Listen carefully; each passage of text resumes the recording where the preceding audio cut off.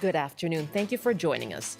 The war between Israel and Hamas is in its 11th day with a staggering number of deaths. The news continues to be dark in the second week. It is a deeply emotional war that has also inflamed passions and tension in communities here in Canada. We're asking, how are you processing the news these recent days? Is there someone you're thinking of as the conflict escalates? We hope to have a calm and thoughtful discussion about this difficult and heavy subject. Our phone lines are open to you. I'm Michelle Eliot. Welcome to BC Today.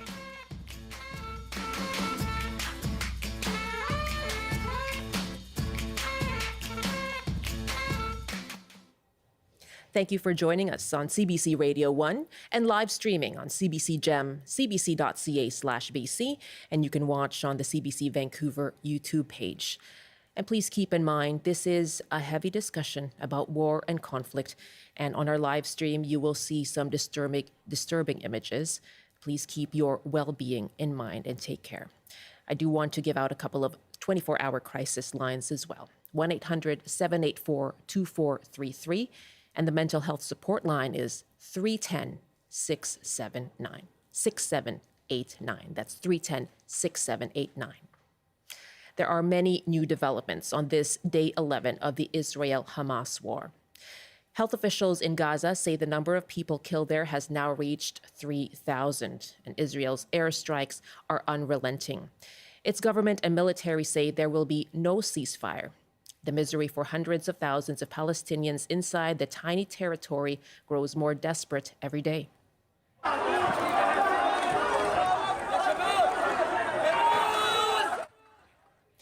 That's the aftermath of an airstrike in Rafah, near the border crossing in Egypt. That's one of two towns in southern Gaza that were struck. Dozens are believed to have died, with more buildings and infrastructure now reduced to rubble.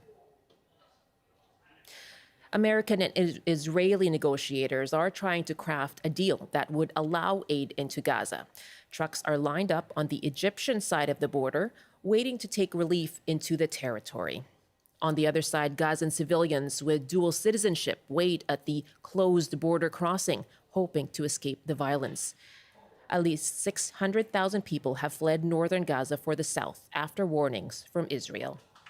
The United Nations says Israel's evacuation order for the north could be a breach of international law. But Israel's Foreign Affairs Minister Eli Cohen said earlier he defended it. We call upon the residents of the northern Gaza, leave your home now. Move south for your own safety. We, Israel, respect the international law. We will never target free civilian, children, family, never. This is not our way. U.S. President Joe Biden will visit Israel tomorrow. He plans to reaffirm U.S. support for Israel. Now, this comes as Global Affairs Canada confirms a sixth Canadian has died in the conflict. Tiferet Lapidot was murdered by Hamas when they attacked at a music festival in southern Israel during the massacre on October 7th. She was just about to turn 23. Now, Lapidot is not a Canadian citizen, but is being counted as a Canadian victim by the government due to her ties to Canada. Foreign Affairs Minister Melanie Joly said she met with Lapidot's family, who called her a brilliant, beautiful woman. Now, at least 2 Canadians are still missing, and the Prime Minister says they may be among the many hostages being held in Gaza. And Minister Joly is updating reporters on Canada's evacuation and humanitarian efforts. She began this morning by speaking about the latest airlifts for Canadians in Israel. Flight 11 and 12 are leaving Tel Aviv today. We've evacuated 1,300 people at this point. We also were able to evacuate, and one of the first countries in the world to evacuate our nationals, Canadians, out of the West Bank. 21 Canadians were evacuated yesterday. We were also able to evacuate Australians and New Zealanders. When it comes to Gaza, we are in contact with many of our like-minded partners. I was in contact with the G7 this morning, and so this is, of course, a priority. My message to Canadians that are in Tel Aviv and Canadians that are in West Bank. If you want to leave, please contact Global Affairs Canada. If you're given a spot, please take it, because we don't know how long this operation will be able to continue as the situation is very volatile. If you are in Lebanon, it is now time to leave while commercial flights are available. When it comes to humanitarian aid in Gaza, I was in contact yesterday with many of my counterparts. I was in contact with the Prime Minister of Lebanon, with the Foreign Minister of Egypt again. I've been in contact with my Jordanian counterpart. Later today, I'll be talking to my counterpart from Turkey, and I've been in contact with many of my G7 counterparts, including also with the State Department and the White House. We are working 24/7 on this. Our goal is to make sure that we can help de-escalate the situation, and this is my utmost priority. That's Foreign Affairs Minister Melanie Joly speaking in Ottawa this morning about Canada's international efforts. Meanwhile, here at home, the conflict is renewing concerns here in Canada about community tensions. In the House of Commons yesterday, Prime Minister Justin Trudeau called on Canadians to avoid, quote, entrenching division, and he issued a warning about the threat of anti-Semitism and Islamophobia. Now, we're talking about all of this throughout the next hour. We want to hear from you. How are you processing the news out of Israel and Gaza in recent days? Who are you thinking of as the conflict escalates? And what are your questions about what comes next? You can call us 1-800-825-5950, 604-669-3733. You can hit pound 690 on your cell phone as well. By email, you can share your thoughts with us, bctoday@cbc.ca.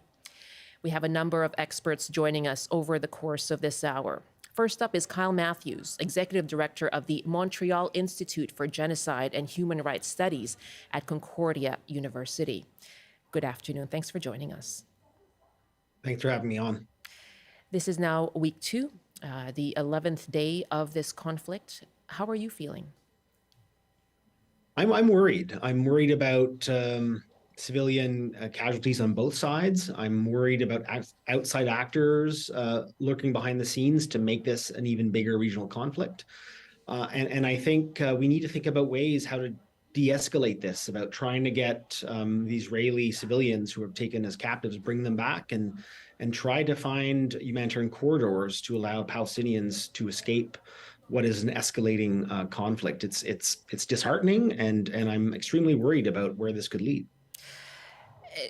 There have been discussions about an Israeli ground war, about an escalation, expansion in the region. You know, what concerns you the most? What should people be turning their attention to?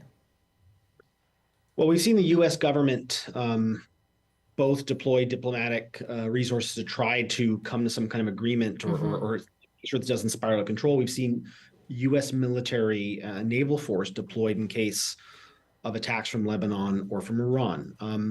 So it's very worrying. I think we have to understand that the violence that ignited this time, and this is not new, right? We've seen over and over again violence erupt between Hamas in Gaza and the Israeli government. This time it's different, and I think it's struck a chord. It's made Israelis feel that they're on death's door, that Hamas is being genocidal in nature, but yet we have to put pressure and try to ensure that international humanitarian law is followed. And I think there really needs to be pressure on some of the other allies in the region that can put pressure on Hamas to actually release the hostages. I think that's a key issue that is being lost in this as the conflict grows and we begin to see Palestinians and try to flee to the south of the Gaza Strip or also into Egypt. And I don't know how this is going to go, but it definitely, we need to have all hands on board. We need civil society groups. We need the Canadian government to try to play a proactive role as much as it can. As I say, this is a fast developing story as well. In our new news, you heard about the Gaza Health Ministry saying as many as 500 people have been killed by an Israeli airstrike today that hit a hospital in Gaza City. We heard the comments there from Prime Minister Justin Trudeau. What do you think is Canada's role here internationally? Well, Canada, we can't forget that Canada, and Lester B. Pearson, our former prime minister and foreign minister, won the Nobel Peace Prize for trying to stop conflict in the Sinai going back last century. So we have a history here of doing stuff. And I think because Canada has people living in from all over the world, a large Jewish population, we have a large population from the Middle East, from Muslim countries. So we can see tensions really bubble up here onto our streets. So I think Canada really has to understand that it must invest in peace building measures. It must invest in protecting civilians. It must invest in diplomacy to make sure this doesn't get worse. And we've heard Minister Jolie just say that, she warned Canadians in Lebanon that they should leave when there's still commercial flights. To me, that was a very disheartening and shocking thing to hear, which means that there might be concern that Lebanon might be pulled into this conflict. So I think we have a role to play. Some of our our ability to shape global events have declined over the last 10, 15 years. But I still think we should be active. We should be working with all like-minded partners and others in the region to try to protect civilians. And here in Canada as well, you heard the comments from the Prime Minister saying, warning Canadians, reminding Canadians to avoid entrenching division, and raising concerns about the threat of anti-Semitism and Islamophobia. Perhaps you can go through why this war is, as you said, it's really hitting home for people. Why it is so emotional, and why it is such a difficult discussion even for people here? Well, the Palestinian-Israel conflict has transformed in decades to be one that's also based on religion. So with religion, we have some Canadians based on their identity see as their group is being attacked or their group is victim. And I think what we've seen in Canada over the last week and a half, we've seen protests in Canadian cities where some people have cheered on civilian casualties, cheered on or been kind of glorifying violent acts that have taken Canadian lives. And I think that's probably why the Prime Minister is worried. We've seen across in European countries and European cities, we've seen protests that have led to violence, has led to police being deployed. Others at those rallies said they were there to support Palestinians.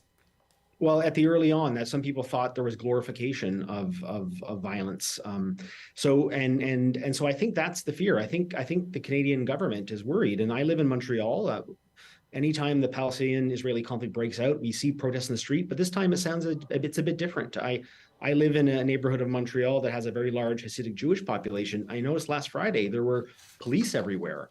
So I think that's the cause. I think people are worried about their safety. I think emotions are getting high, and we don't want to see Canadians start to accuse each other of mistrust and of violence towards each other. So I think we have to be very, very vigilant. We have to find a peaceful way for people in the Middle East, but not allow those passions to come back here and destabilize our multicultural society.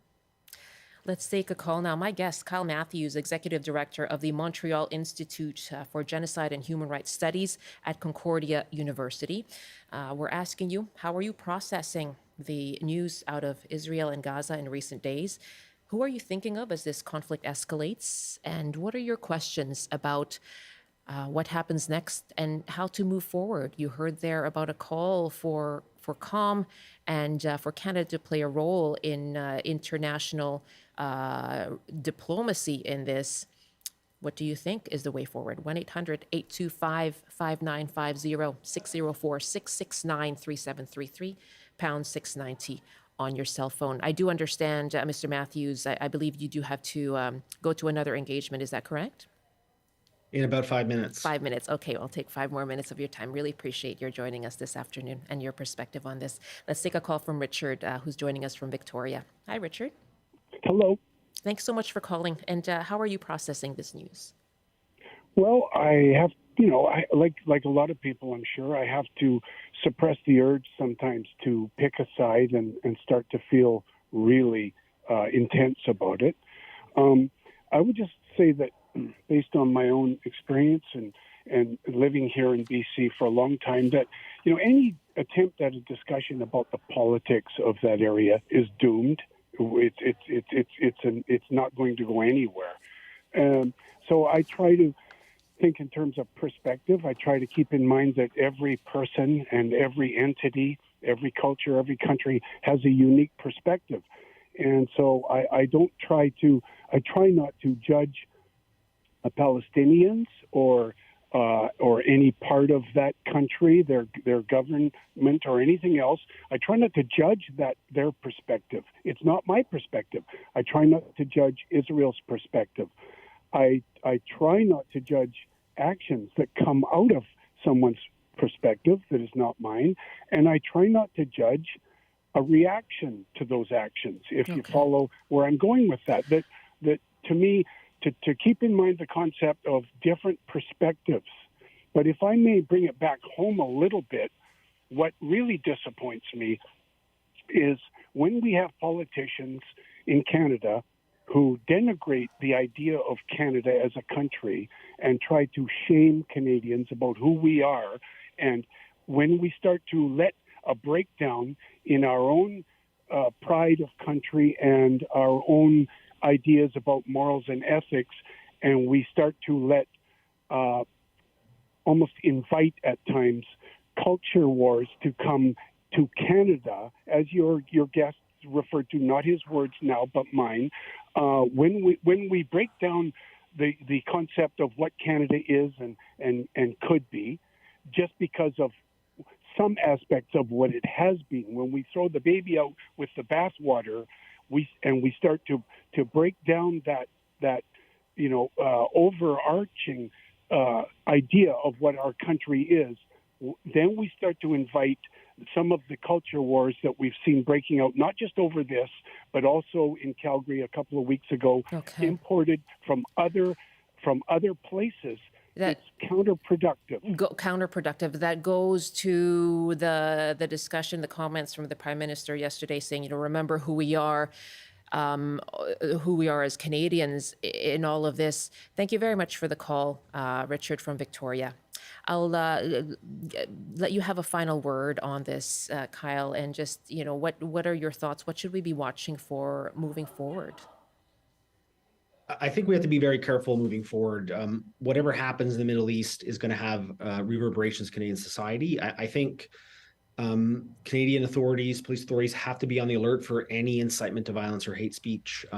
We simply cannot tolerate that. I think we need to, we've been very forceful about that in the past, about people engaging either online or in person. And I think we have to really hold the line. I think we need more messaging from our political leaders telling people to calm down and not try to take action in their own hands. And I think that's the best way. And we must uphold human rights. And I think there's perceptions of each side, but I think we have to focus on human rights and international humanitarian law and try to mediate an end to these hostilities.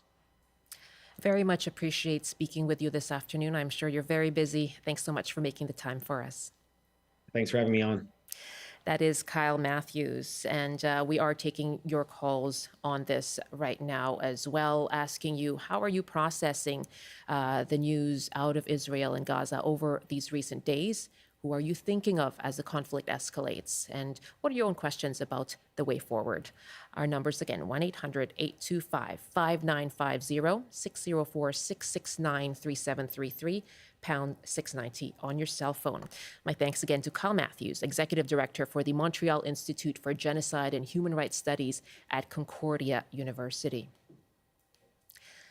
And we have been hearing from a number of people throughout our ongoing coverage here at CBC. An Ottawa woman has lost dozens of family members in Gaza. She has watched the burials of those relatives via live stream on social media. Hala Al-Sher spoke to CBC's David Cochran on Power and Politics about what she wanted people to know about how she has been impacted. I want people to understand that Palestinians are human beings, just like everybody else. I think there was a lot of circulation on the media referring to us as human animals, but that's not really the case. These are people, these are our family. On Friday, I did an interview where I had lost 10 of my relatives. Today, I'm coming on CBC with that number increasing to 35 from both sides between my mom and my dad. It's been really emotional. I think the Palestinian community in Ottawa is feeling very heavy-hearted, a lot of guilt, feeling ashamed for not being able to do more than what we're able to do here, going to protest, vocalizing our anger, vocalizing our sadness. I don't even know what to say. It's really, really heavy on our community. 35 family members? Yeah. Since the bombardment started roughly a week ago? Yeah, 35. 10 of them we know are children. In my last interview, I referenced Yahya. Today, I really want to talk about Talien. She was 2 years old, very, very beautiful little girl that we had to bury. Our family has been watching the burials live. We are watching the news to figure out who the family members that we lost are. Yesterday, there was a hit on one of my dad's, a family from my dad's side, and the amount of text messages I got from my friends saying, "Is your family okay? We heard your last name on TV. Is your family okay? Is it your uncle? Who is it? Who is it?" And we're all just watching Al Jazeera Live going like, okay, we're looking for bodies. We're looking for something to identify. Like, who is it? We don't know. We're really struggling. The Palestinian community is really struggling with this. Hala Al-Sher speaking to Power and Politics yesterday. Now, after that interview, she told the CBC that, in fact, 45 of her relatives had been killed. Erwin Kotler is the outgoing special envoy on preserving Holocaust remembrance and combating anti-Semitism. Now, he also spoke to CBC, and he told the CBC he was in Israel on October 7th, the day Hamas attacked. It started off as to be a celebratory day. It was the last day of Sukkot, a holiday which is the Jewish Thanksgiving, which really celebrates our common humanity. And that holiday of our common humanity turned into a three-pronged criminal aggression and invasion by Hamas. At the beginning, when the air raid sirens went off just as we were about to depart for the synagogue, we were used to it. We felt, well, you know, just another warning. But then this foreshadowed the launching of 500 rockets in a few hours. And then we start to hear agonizing cries. You know, when you're living in Jerusalem, where we're only 60 miles away from the border. Right. It's like if you're in Montreal and the terrorist attack is taking place in Saint-Agathe. And before we knew it, we had these anguished cries of people who were being targeted by terrorists in different villages and communities and the like. And then we were hearing about atrocities that were being committed. Before the day was out, we're then 350 dead and some 800 wounded. Now as we're meeting, way worse. Yeah. It's way worse. It is, as I said, the worst day since the Holocaust. And what we had here was a criminal aggression, not just by a terrorist group, Hamas, but a group that is an anti-Semitic genocidal group, not because I say so, but because their founding charter says so. They publicly call for the destruction of Israel and the killing of Jews wherever they may be. They've been reaffirming this. And it's not only that they assault Israel, they effectively keep their own Palestinian citizens under massive repression. So they're now taking Israelis hostages, but the Palestinians in Gaza are also hostages to Hamas's really genocidal agenda. Erwin Kotler is the outgoing special envoy on preserving Holocaust remembrance and combating anti-Semitism. He was speaking to CBC's David Cochran on Power and Politics yesterday. It is 12:30 now, 1:30 in the Mountain Time Zone. You're with BC Today here on CBC. I'm Michelle Eliot. Thank you so much for joining us. And I do acknowledge this is a very difficult and heavy discussion. I hope you're taking care as we do have it. It is an important one to have. So I appreciate your joining us this afternoon. We continue to take your calls, asking you how you have been processing the news out of Israel and Gaza over these recent days. Who are you thinking of as the conflict escalates? And what are your questions about moving forward? And in our next half hour, we'll be joined by John Allen, Senior Fellow at the Munk School of Global Affairs and Public Policy at the University of Toronto, a former Canadian ambassador to Israel. We'll be joined by a Vancouver psychiatrist as well in about 20 minutes to discuss how we can process this news. That's all coming up after the CBC News Update with Robert Zimmerman. Good afternoon. The Gaza Health Ministry says as many as 500 people have been killed by an Israeli airstrike today that hit a hospital in Gaza City. Palestinian President Mahmoud Abbas has declared 3 days of mourning for the dead. Prime Minister Justin Trudeau is calling today's news horrible and devastating. Premier David Eby says Surrey's transition from the RCMP to a municipal force is no longer up for discussion. He says Mayor Brenda Locke must move ahead. Eby also predicts a court challenge launched by Surrey against a provincial government order requiring the switch will not be successful. And BC's Ministry of Energy says Canadian and U.S. negotiators have made progress toward an agreement in principle on a modernized Columbia River Treaty. The original treaty, in use since the 1960s, sets out the U.S. and Canada's plans for flood control and the waterway's hydroelectric potential, but it is being redrawn to address issues such as pollution, salmon management, as well as First Nations fishing rights and cultural practices. And now the forecast: wind and rainfall warnings are in place for sections of Vancouver Island, Howe Sound, and the Central Coast. On the North Coast, rain this afternoon with strong winds and a high of 12. Highs up to 11 and mainly sunny in the Peace. In the Central Interior, a mix of sun and cloud with a high of 11 as well. Highs up to 13 with lots of sunshine in the Kootenays. In the Southern Interior, a mix of sun and cloud with a high of 14 degrees. And for Metro Vancouver, Greater Victoria, and the Fraser Valley, periods of rain this afternoon with highs to 13. I'll have more local news at the top of the hour. Now back to Michelle with BC Today. Thank you so much, Rob. That's Robert Zimmerman in the CBC Vancouver newsroom. Welcome back. Thanks so much for joining us here on BC Today. You can listen to us on CBC Radio 1, live streaming as well on CBC Gem, cbc.ca/BC, and on the CBC Vancouver YouTube page. And this hour, we are discussing the Hamas-Israel war. More than 1,400 Israelis have died since the Hamas assault on October 7th, and a sixth Canadian has now been confirmed killed. In Gaza, officials said the Palestinian death toll is at about 3,000 since Israel began airstrikes. And as you heard in our new news, the Gaza Health Ministry says as many as 500 people have been killed in an Israeli airstrike today that hit a hospital in Gaza City.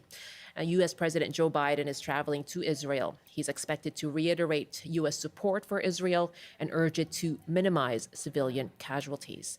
And there are negotiations between the U.S. and Israel on a deal that would allow humanitarian relief into Gaza. Now, Deputy Prime Minister Chrystia Freeland spoke to the conflict in the last hour.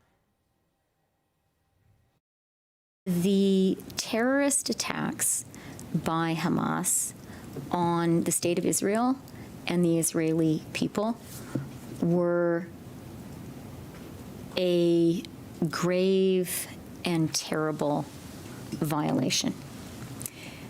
Canada recognized those attacks as a terrorist attack, and we support the state of Israel and the people of Israel. And we recognize that the state of Israel has the right to defend itself within international law. At the same time, I think it is really important for us to underscore that Hamas is a terrorist organization which does not represent the people of Gaza, that it is very, very important that human life, that civilian life be guarded and preserved, and that international law and the law of war be followed. Totally. That's Deputy Prime Minister and Finance Minister Chrystia Freeland speaking to reporters about a couple of hours ago. And we're asking you, how are you processing the news of the recent days? Who are you thinking of as the conflict escalates? Our number again, 1-800-825-5950, 604-669-3733. Howard has called us from Ladner. Hi, Howard, welcome. I would like to preface my remarks by saying that, recognizing that the Hamas attack was particularly atrocious and a barbarous act, especially the way it was carried out on civilians very directly and in a most horrible way, as opposed to, say, the Israeli state or the military. And also, my criticisms of Israel does not mean feelings against Jews anywhere at all in the world. But something that has frustrated me a lot through all this coverage, it's an extension of the frustration I have felt over decades and decades, and that is the missing of the reporting of the historical context of this. Now, I know that Hamas is not a normally democratically elected group, but they do, I think they have been allowed to exist in Palestine because they are one of the few groups that does anything, although it's always useless and it's counterproductive to the Palestinian people, to fight for the Palestinians in over years and years of Israel taking Palestinian land, always having the upper hand, even when Hamas launches these terrible attacks on Israel. It's just like what is playing out now.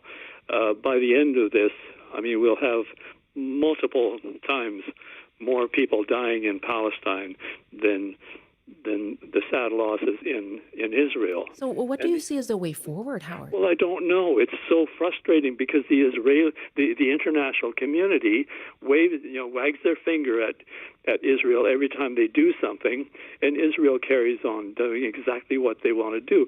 And I'm afraid that's what's going to happen here. They are currently doing what they want to do. They're just bombing the heck out of Gaza, destroying buildings, destroying homes, killing people, mounting by the hundreds. It sounds like every day. And what are we going to do? We haven't done anything about them in the past. The time to have maybe had a chance to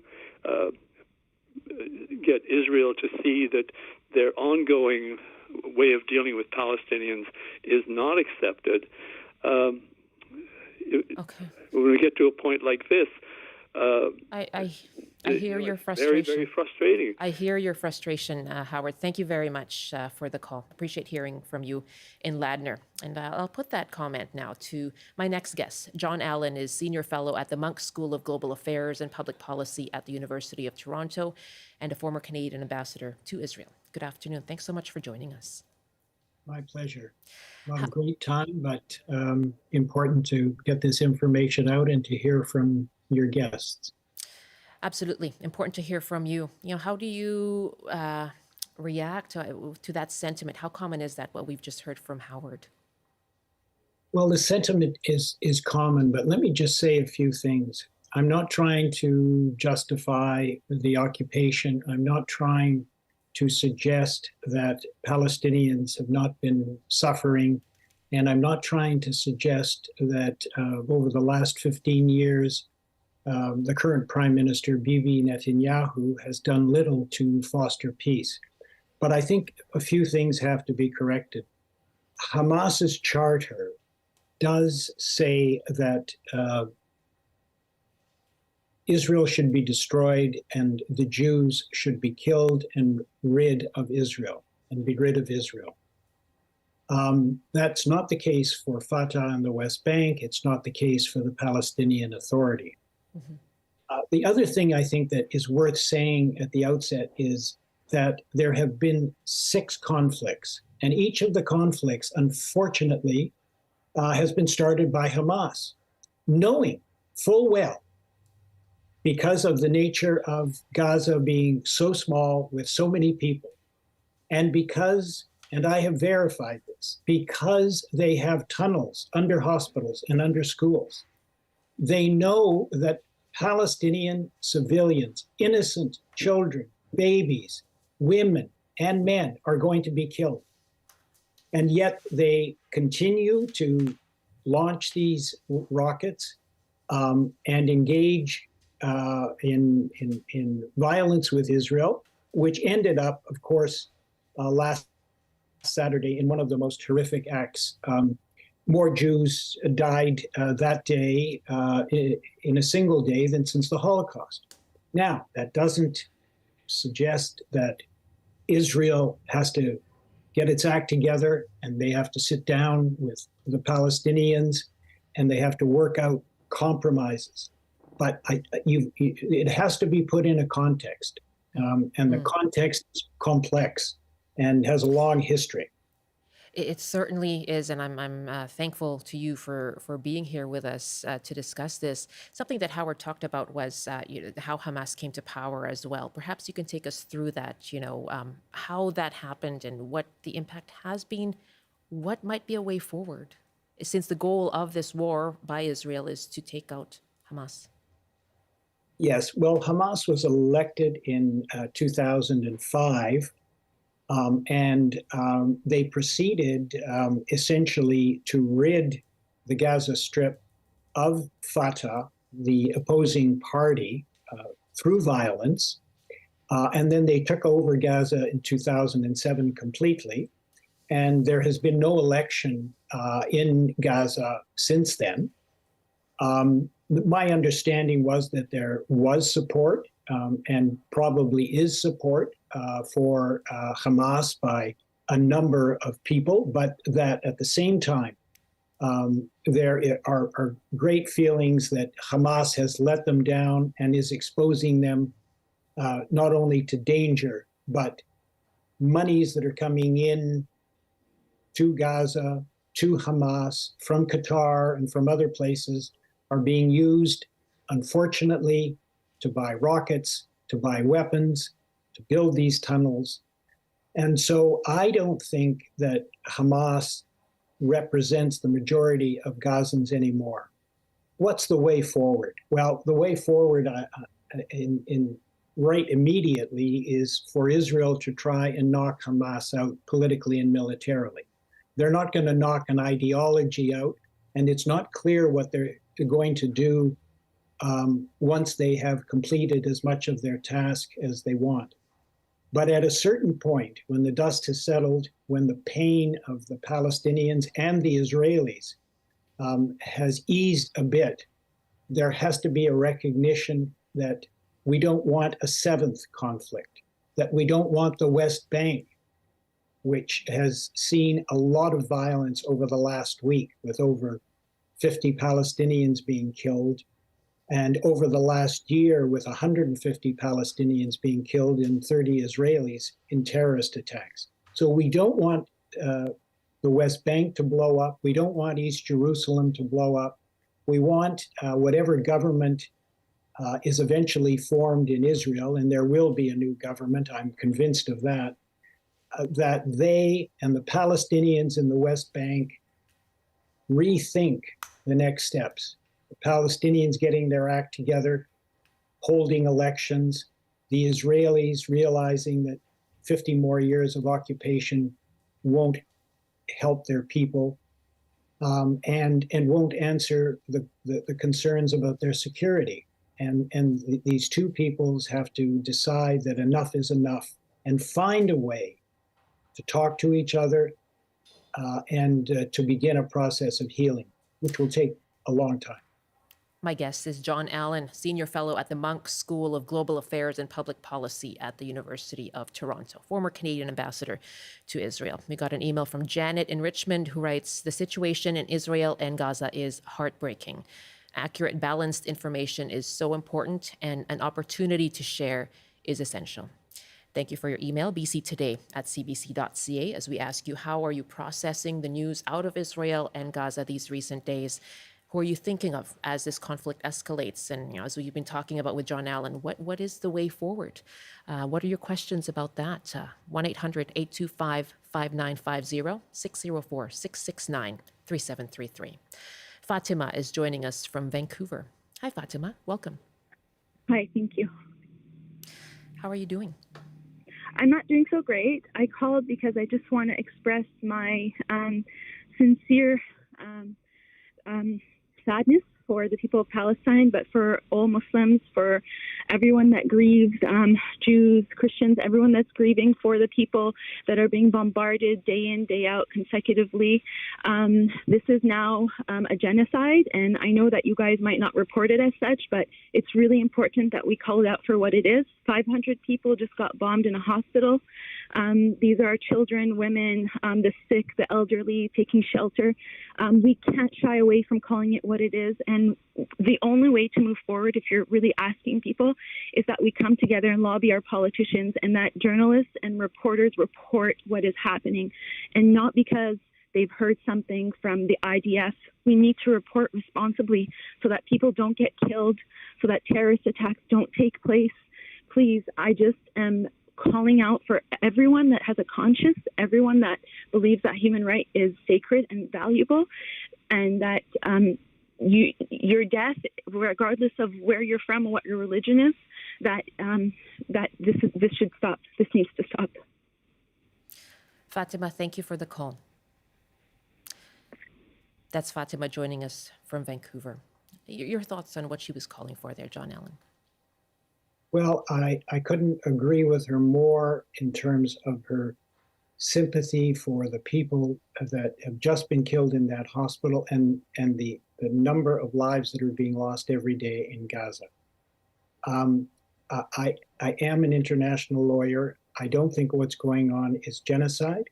I don't think it fits the definition. I think what may be going on are crimes against humanity. It depends. I don't think Israel is trying to kill all Palestinians. I don't think they're trying to remove them from Gaza. Genocide has a very definite definition. What she is feeling is true pain, and what she expresses must be heard. And I must say that I think the media is reporting what's going on. We're seeing it on TV. We're hearing about it in your newscasts. The world knows what's going on. It is witnessing what's going on. And so I don't think there is a lack of reporting in that regard. I think what we need is for the international community, when this ends, of course, they're calling for human corridors right now. They're calling for, as they should be, for food, medicines, and water and fuel to be let in. Absolutely, and that should happen. And it should happen quickly. But going forward, as I said before, we've got to move out of this cycle of violence. Okay. Can I just ask you, and the UN definition of genocide is a crime committed with the intent to destroy a national, ethnic, racial, or religious group in whole or in part. It does not include political groups or so-called cultural genocide. Now, the UN has warned of a humanitarian catastrophe. It is urging, as Joe Biden is expected to do, urging the minimizing of civilian casualties. But we have seen, as you've been talking about, the hospital today in Gaza. What can be done now to ensure the safety of Palestinians trying to leave Gaza? What can be done now? Well, the Palestinians are not going to be able to leave. They can certainly move to the south, where the ground invasion, if it happens, will not take place. To the extent that they can, and on the one hand, we had heard of a bombing of a convoy. don't know whether it was intentional or not. On the other hand, we've heard that Hamas has tried to prevent the evacuations to the south, and there is evidence of that as well. But to the extent that Palestinians can move to the south and get away from the ground invasion, that should happen. To the extent that, as I said, humanitarian goods can get in, medicines, that should happen. And Joe Biden and Justin Trudeau, and you just heard the Deputy Prime Minister saying that there are laws of war, and they talk about proportionality, and they talk about minimizing any harm to innocent civilians. But that said, and as I said initially, you are in a very small urban area that is full of innocence. And if Israel, yes. Pardon me, how can that be measured then? As you just touched on what Chrystia Freeland was calling for, which is abiding by law. How can that be measured? How can that be ensured? Well, this is the problem of any conflict, You know, if it's pure soldier to soldier on a battlefield and they're shooting at each other, it's basically, in humanitarian law, fair game. But if your enemy is hiding amongst individuals, amongst citizens, amongst innocents, and using them as human shields, for example, as we understand, the Hamas may be using the 200 hostages that they continue to hold and refuse to release, then the other side is faced with a horrible dilemma. And the innocent citizens are the ones that pay this horrible price. Israel claims that it tries to avoid innocence, but it can't avoid innocence if it's going into a population the way it does, and if it wants to eliminate Hamas. I mean, ultimately, we're in an absolute no-win situation. You've got hostages, you have innocent people, and you have individuals that have just murdered 1,300 people in one day.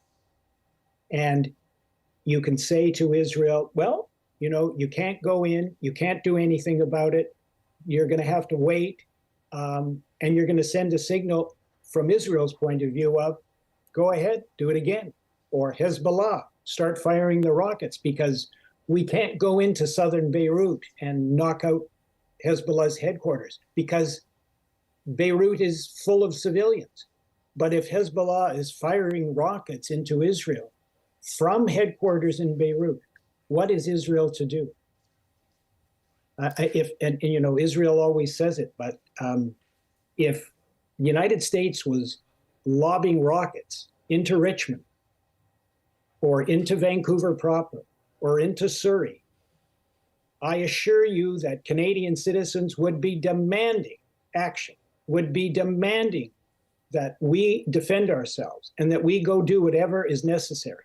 That is the horrible dilemma that Palestinians who are suffering, they were suffering before this, and they're suffering much, much more now. That's the dilemma they're in. And that's the dilemma that the people that were living in those kibbutzim was in on Saturday.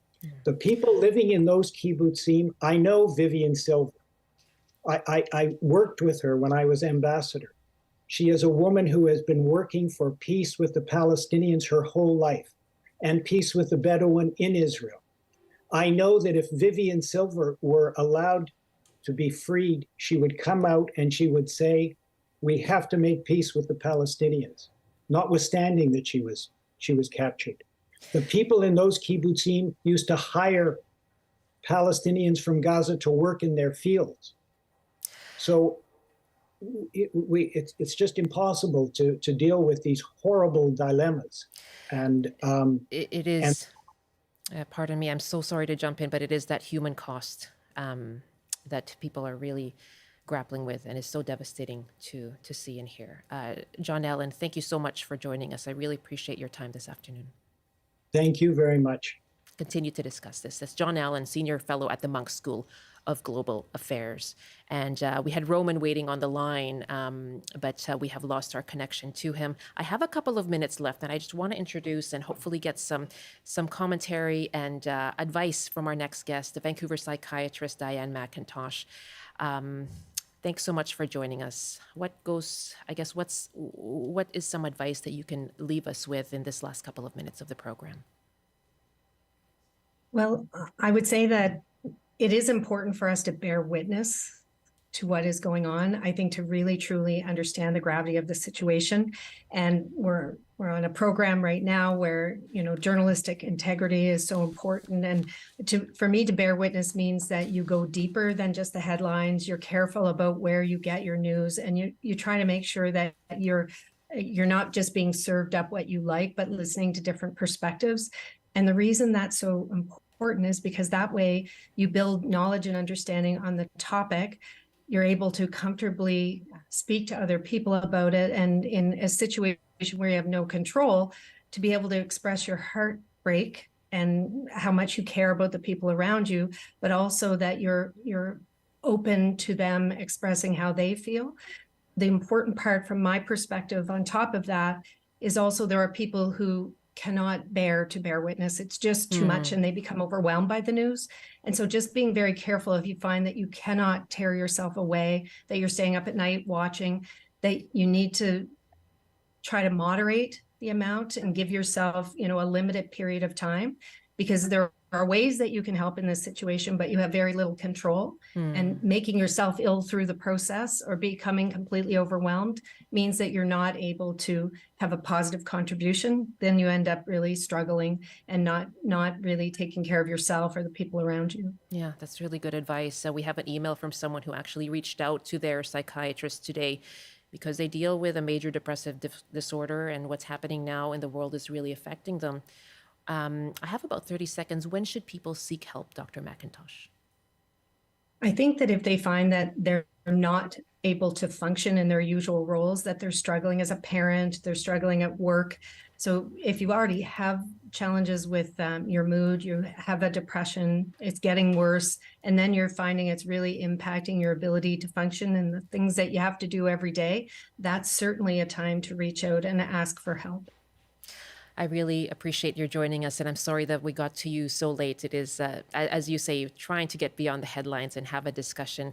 I hope to have this with you again. Thank you so much for your time. Thank you. That's Vancouver psychiatrist Dr. Diane McIntosh. And an email from Eileen who writes, I'm listening in between tears for all the people in Israel and, as she calls it, Palestine. How am I processing all of this? Tears listening from when my heart starts to shut down, breathing, praying for peace. Thank you so much for joining us. I really appreciate it. Do take care. Thank you for joining us.